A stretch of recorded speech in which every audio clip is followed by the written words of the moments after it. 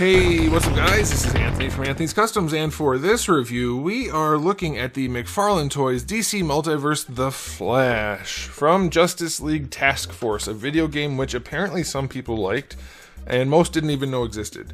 But so far, the figures looked horrible in their solicitation photos, but Batman turned out surprisingly good for what it is. I know some people hate the figure still, and that's fine. But for what they were offering, he turned out better than expected. Now, the Flash, on the other hand, I think turned out exactly what people expected he would be. And it's not very good, but we'll see. Maybe my mind will be changed as we get into the review. So let's go ahead and get him off the stand and take a closer look. Before we get into the figure, let's take a quick look at my package. Standard McFarlane packaging, other than on this part and this part, it's that really ugly yellow, like lens blur type thing, and doesn't go well with the rest of the packaging at all. But you do get it, I guess, if you like it, and there's a picture of a drawing of the Build-A-Figure, and on the back there's no photo of any of the figures because they all look like hot garbage compared to the artwork, which is strange. But yeah, you do get the Build-A-Figure parts, and he's going to look good, but he is still going to be a pixelated version, so be aware of that. Okay, that's enough of that package. Let's throw that out of the way and talk about the figure. He stands roughly 7 1/4 inches. That's going to make him just about 18, a little over 18, like 18.25 centimeters. Here he is up against Darwin. He is out of scale for Marvel Legends because he is not in Marvel Legends scale. Here he is up against a Marvel Select cap, and you could easily mix those. Alright, so question of the day. Are you guys ever a fan of the pixelated paint jobs, or do you just never want to see them? Or if you see them, do you only want to see them if they look really good? For me, obviously if they look bad, I don't want them, but I'm all for unique figures, because we have too many figures at this point, frankly, and anything that makes anything stand out is a plus for me. Now, these guys have the articulated pixelated paint jobs. It's kind of their draw. And they look like garbage in the solicitation photos, and I would say Flash here is an example of in-hand garbage after it actually released.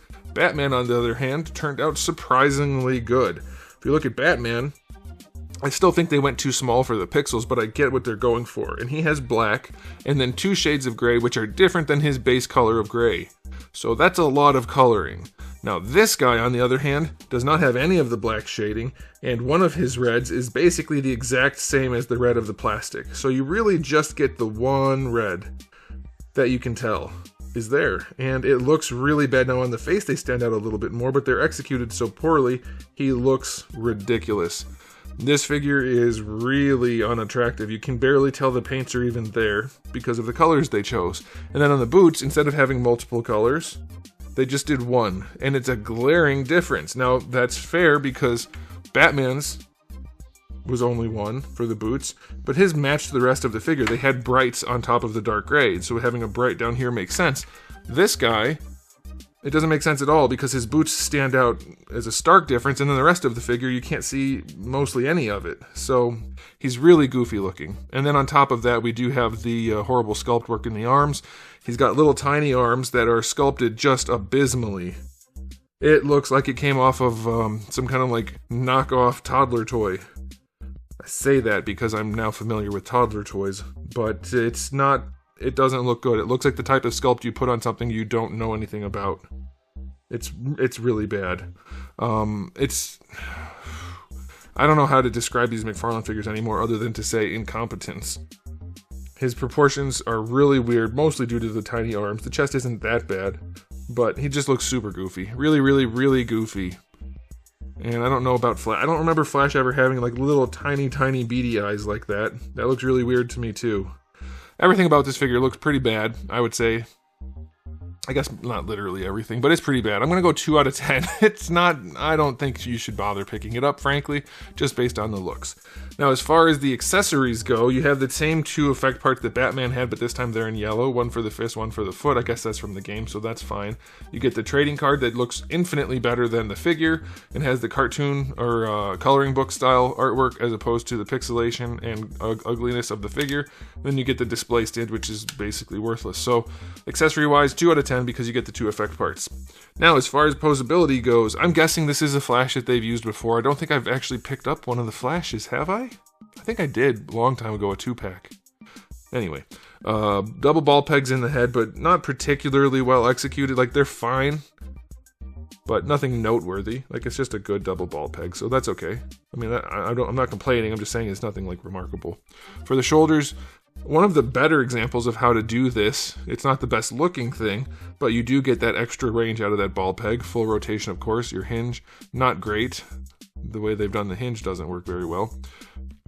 Bicep swivel is fine. Double jointed elbow, which is one of the most hideous elbows ever on these little tiny arms. Goodness gracious, Todd. Oh, I can't get the bottom to bend more. The bottom should do most of the bending. There we go. So yeah, he's got that going on. He's got the chicken wing. And then for the wrist, he's got the sculpted ball hinge wrist, which is functional, but just like the elbows, they put facets on things where they shouldn't.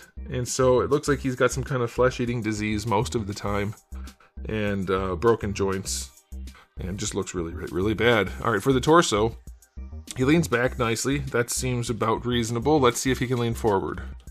Nope. Can't really make him lean forward, and side to side is pretty good. So I'll give him that at least. Backwards and side to side is good. Waist twist is good. The diaper, I don't understand why Todd does things like this, and I know it's not Todd doing it, but it's his company, so I can say that. If you're going to give him big diapers, like all figures need to have diapers of some variety in order to function. But if you're going to give him the taller ones like you do, Todd, why don't you cut out the chunk that makes it look bad? Hide that by cutting it out, and then it's completely hidden because the belt hides the diaper. On the back it's been done, and you hardly notice it because the cut is along the changing color. Whereas on the front, they put that little red bit on there just to like, hey, remember, it's really ugly. It's just lazy work. All right, for the hips, they go out to the side nicely, basically full on splits. Going forward, pretty limited because of the way they cut their diapers. So he's going to be somewhat tricky to get into a running pose. Like, it's going to be okay, and you can of course force this more, but good luck not stretching that and making white marks or something. It just really needs to be trimmed, just a little bit. But the hips function pretty well. Thigh swivel is basically non-existent. Double jointed knee is functional. Proportioning is weird, and the joint is ugly and miscolored. For the boots, you don't get a swivel, but you do get the ball hinge ankle, which is heavily ratcheted. So have fun trying to find a neutral pose for him. Although I guess I did for the turnaround and it wasn't too bad. Ankle rocker works well, and the toe hinge is well placed, but kind of loose. So his articulation is par for the course for McFarlane. Nothing special. Nothing terribly bad other than the looks of it in some places. I will give his articulation a 7 out of 10. It's fine. And so now it's time for the final rating after we rate the cake. His cake is reasonable. It's pretty good. It's not noteworthy, but it's decent. So he can have we'll give him a 6 out of 10 for the cake rating. Okay, now it's time for the final verdict.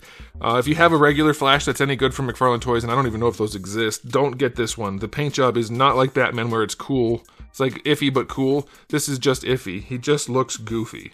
It is not a good paint job. Otherwise, the figure would have been passable, but if it was just sculpt, I'd give him a 7. But if we're including the paint, which we have to, he's going to get a 5 out of 10. It's really not good. It doesn't sell the pixelation, and it just doesn't look good anyway. So yeah, he's going to get a 5 out of 10 overall. Let me know what you guys think in the comment section below, but that's it for me, so thanks for watching. If you enjoyed the video, please do give it a thumbs up. If you didn't, give it a thumbs down. And if you haven't subscribed, you should. I have new videos just about every single day, and thousands already on the channel. So make sure you come back for all of that. And in the meantime, keep collecting.